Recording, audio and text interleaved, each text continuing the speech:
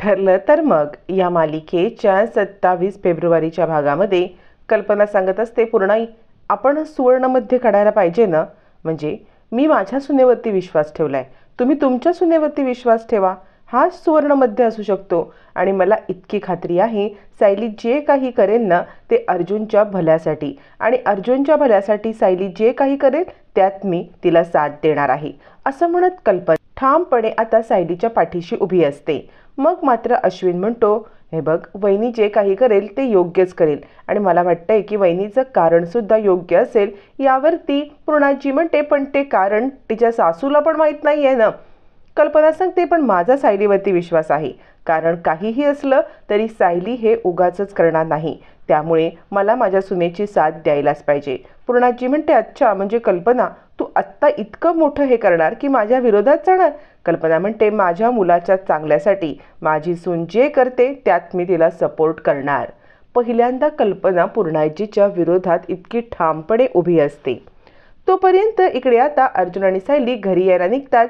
तर सायली म्हणते, सर जरा थांबा ना, मी भाजी घेते. आणि ती कारमधून उतरते. अर्जुन कारच्या बाजूला उभा असतो. तिकडून एक माणूस जात असताना तो उगाचच अर्जुनकडे येतो आणि काय रे, श्रीमंत असलात म्हणून काय झालं, कुठे पण गाडी पार्क कराल का, असं बोलतो. अर्जुन चिडतो, त्याला धक्का देतो. तो म्हणतो, हे काय, 2000 रुपये काढ, माझा शर्ट फाटलेला आहे. अर्जुन म्हणतो, वेड लागले का तुला, आणि अर्जुन त्याला बेदम मारायला लागतो. काही काळाच्या आत अर्जुन इतका चिडलेला असतो, त्याला फटाफट मारायला लागतो. आणि आता सायली हादरते. अर्जुन सर थांबा, अर्जुन सर थांबा, असं म्हणत थांबवते. आणि काय झालंय, असं का वागताय तुम्ही, असं म्हणत अर्जुनला ती जाब विचारते आणि त्याला शांतसुद्धा करते. तोपर्यंत इकडे आता सायली आणि अर्जुन घरी यायला निघतात. त्याच वेळेला रविराजांना सगळा प्रकार कळलेला असतो की चैतन्याने अर्जुनची फर्म सोडलेली आहे. रविराज म्हणतात, म्हणजे हे बघ अर्जुनचं तसं कसं चुकलं माहिती आहे का, त्याने असं डायरेक्ट तुला काढून नको टाकायला पाहिजे होतं, त्याने तुझ्याशी बोलायला पाहिजे होतं ना. यावरती आता मात्र महिपती म्हणतो, कसं आहे ना, त्याला हिऱ्याची पारखच नाही आहे ना, तर तो तरी काय करेल. यावरती आता मात्र रविराज म्हणतात, आता पुढे काय करायचं ठरवलंयस तू चैतन्य. चैतन्य म्हणतो, मी अप्लाय केलंय 1-2 फर्ममध्ये, तसा माझा अनुभव असल्यामुळे मला मिळून जाईल जॉब.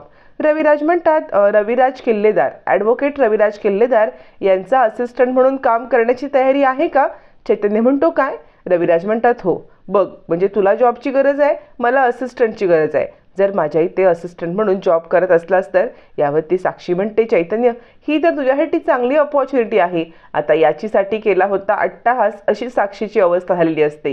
हे सगळं करण्यासाठी चैतन्याला इतके दिवस ती आता भुलवत असते आणि तोच हेतू सफल झालेला असतो. अर्जुनची म्हणजे साक्षीच्या विरोधातली साक्ष सोडून आता मात्र चैतन्य तिच्या पक्षामध्ये आलेला असतो, रविराजांना मदत करणार असतो. मग चैतन्य सुद्धा रविराजांना असिस्टंट म्हणून मदत करण्यासाठी किंवा असिस्टंट म्हणून जॉब जॉईन करण्यासाठी तयार होतो. आता मात्र ही गोष्ट साक्षीला खूपच आवडते. तोपर्यंत अर्जुन सायली घरी येतात. कल्पना वाट पाहत असते, बराच उशीर झाला, दोघं जण अजून आले नाहीत. तितक्यात अर्जुन सायलीला पाहत कल्पना म्हणते, खूपच उशीर झाला, तुम्ही दोघांनी फ्रेश व्हा, मी गरम गरम तुम्हाला जेवण वाढते, आणि जेवण जेवून निवांत झोप अर्जुन, असं म्हणत ती अर्जुनची काळजी घेत असते. त्याच वेळेला नंतर आता वरती अर्जुन गेल्यावरती कल्पना म्हणते, काय ग सायली, काय झालंय, अर्जुन डिस्टर्ब दिसतोय. सायली म्हणते, नाही आई, होईल सगळं ठीक, तुम्ही नका काळजी करू. त्यावरती कल्पना म्हणते, तू पण हातपाय धू, मी माझ्या मुलाला स्वतः जेवण घेऊन येते. इकडे आता किल्लेदारांच्या परिवारामध्ये सगळेजण जेवायला बसले असताना रविराज विषय काढतात की चैतन्य गडकरी आपल्या इथे असिस्टंट जॉईन होतोय, कारण त्याने अर्जुन सुभेदारची साथ सोडली. यावरती मात्र सुमन म्हणते, काय बोलताय भाऊजी. आणि त्याच वेळेला इकडे रविराज म्हणतो, हो अर्जुन आणि त्याचं काहीतरी छोटं मोठं भांडण झालंय ना, त्यामुळे. नागराज म्हणतो, बरोबर आहे, हे होणारच होतं, कारण ना त्या वात्सल्य आश्रम केसपासून अर्जुनना एकदम पर्सनल घ्यायला लागलंय सगळं, त्याचं तर काही कळतच नाही आहे. यावरती प्रिया म्हणते, काय बोलताय बाबा, पण ही सायली आहे ना, ही सायली अर्जुनला एक एक करून सगळ्यांपासून तोडती आहे. म्हणजे आश्रमात असताना पण ती असंच करायची, चुगल्या करायची, माणसं तोडायची. आत्ता पण अर्जुनला कळत नाही आहे की सायली त्याला त्याच्याच माणसांपासून तोडत आहे. यावरती मात्र आता रविराज म्हणतात, तोडलं तर तोडलं, काय आपल्याला करायचं आहे, हे तर आपल्या फायद्याचंच ठरलंय ना, असं म्हणत मात्र आता रविराज इकडे अर्जुन आणि चैतन्य याचा घडलेला प्रकार सांगत असतात. त्याच वेळेला सुमन म्हणते, मला नाही वाटत की सायलीमुळे हे सगळं घडलं असेल. सायली कशाला बिचारी उगाच असं करेल, असं म्हणत सुमन सायलीची बाजू घेते. पण प्रियाला इतकी घाई झालेली असते, ताबडतोब उठते आणि साक्षीला कॉल करते. काय नक्की जादूची कांडी फिरवलीस आणि हे सगळं केलंस हे विचारायला लागते. त्यावेळेला साक्षी म्हणते, माझ्याकडे एक ब्रेकिंग न्यूज आहे. प्रिया सांगते, तुझी ब्रेकिंग न्यूज मला आत्ताच समजली, पण गडकरीने सुभेदारला सोडलं तरी कसं? यावरती साक्षी सांगते, अगं माझ्या हातामध्ये काही अशी हत्यारं आहेत जी बंदुकीपेक्षा भारी आहेत आणि त्याच हत्यारांचा वापर मी केलेला आहे. यावरती प्रिया विचारते, अगं पण कसं? साक्षी म्हणते, माझ्याकडे इतकाच वेळ होता तुझ्याशी बोलण्यासाठी माझ्याकडे यापेक्षा जास्त वेळ नाहीये, चल बाय. असं म्हणत साक्षी चक्क फोन कट करते. प्रिया विचार करते, काय चाललंय काय हिचं? हिने हे घडवलं तरी कसं? आणि चैतन्य गडकरी त्याला अर्जुनपासून तोडलं, म्हणजे जो अर्जुनचा नाक, कान, डोळा, उजवा हात, हृदय सगळं आहे, तो आता चैतन्य अर्जुनपासून तोडण्यामध्ये साक्षी यशस्वी झाली. आता मात्र इकडे प्रियाला धक्का बसतो. अर्जुन आपल्या रूममध्ये असतो. कल्पना त्याच्यासाठी जेवण घेऊन येते आणि त्याला सांगते, अर्जुन आज मी तुझं काही ऐकणार नाही. काहीही झालं तरी तुला जेवलंच पाहिजे. घे बरं 2 घास खाऊन. असं म्हणत ती अर्जुनला आता घास भरवत असते. पण अर्जुनचं लक्षच नसतं. कल्पना म्हणते, अर्जुन अरे जेवून घे. अर्जुन म्हणतो, तुला सांगितलं नको आहे मला जेवायला. आणि अर्जुन कल्पनावरती कधी नाही तो चिडतो. कल्पनाला खूप वाईट वाटतं. ती किचनमध्ये रडत बसते. तोपर्यंत अर्जुन झोपी जात असतो, म्हणजे ॲक्च्युली पडत असतो. तोपर्यंत सायली हे सगळं पाहते आणि ती विचार करते, अर्जुन सरांनी उगाचच आईंवरती सगळा राग काढलाय. आणि ती किचनमध्ये येते. किचनमध्ये कल्पना रडत असते. त्यावेळेला सायली म्हणते, आई तुम्ही ना वाईट वाटून घेऊ नका. त्यांच्यावरती खरंच कामाचं प्रेशर आहे आणि असे काही प्रेशर आहेत ना की तुम्हाला ते सांगू पण शकत नाही आहेत. त्यामुळे त्यांनी हा राग तुमच्यावरती नाही काढलाय. हा राग त्यांचा जो दुसऱ्या कोणावरती आहे तो तुमच्यावरती निघालाय. तुम्ही यासाठी स्वतःला त्रास करून घेऊ नका. कल्पना म्हणते, सायली तो माझ्यावरती चिडला म्हणून मला राग आलाच नाही आहे. ॲक्च्युली मला ना वाईट वाटतंय की त्याला खूप गोष्टी सलतायत, नाहीतर तो असा चिडत नाही ग कधी. सायली म्हणते, आई तुम्ही काळजी करू नका.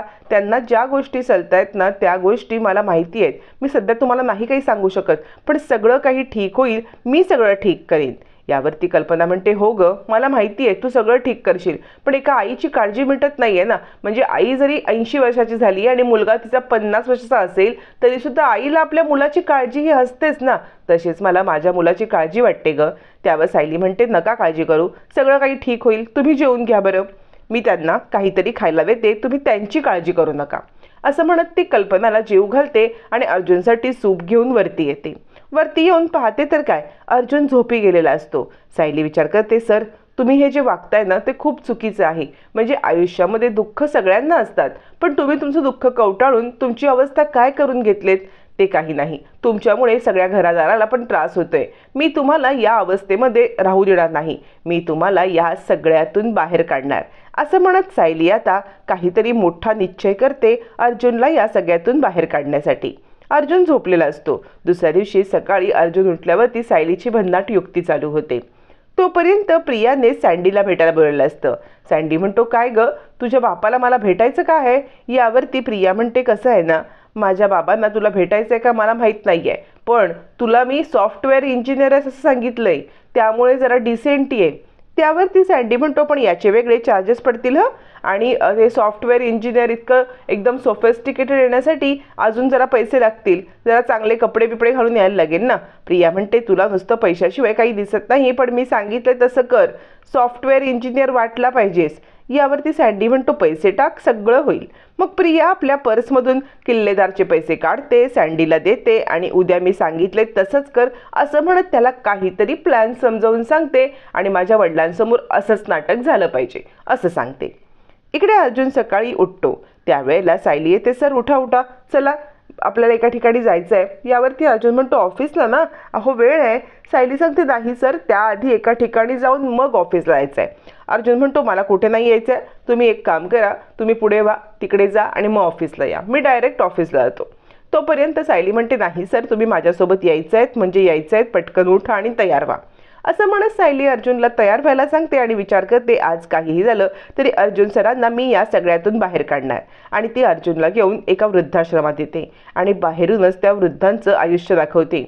ज्यांना आपल्या मुलांनी टाकलंय, ज्यांची मुलं नाही आहेत, असे सगळे वृद्ध एका आश्रमात राहत आहेत आणि त्यात सुद्धा ते आनंद व्यक्त करत आहेत. हे सगळं दृश्य पाहून अर्जुनच्या डोळ्यात पाणी येतं. सायली म्हणते, यांच्या आयुष्यात पण प्रॉब्लेम आहेतच ना सर. प्रॉब्लेम प्रत्येकाच्या आयुष्यात असतात, पण म्हणून त्या प्रॉब्लेमशी कसं डील करायचं हे आपण ठरवायचं असतं. आणि या सगळ्यामध्ये तुम्ही ठरवा की तुमचे प्रॉब्लेम तुम्ही आता कवटाळायचे की त्यांना दुर्लटून पुढे जायचं. यावरती अर्जुन तयार होतो. अर्जुन म्हणतो, मिसेस सायली, तुम्ही माझे डोळे उघडलेत. सायली म्हणते, खरं आहे ना, मी कॉन्ट्रॅक्ट मॅरेज होऊन तुमची वाईफ असले 1 वर्षाची, तरीसुद्धा मी तुमची मित्र तर बनूच शकते ना. असं म्हणत सायली मैत्रीचा हात पुढे करते. अर्जुन आणि सायली आजपासून घट्ट मैत्री एन्जॉय करणार असतात.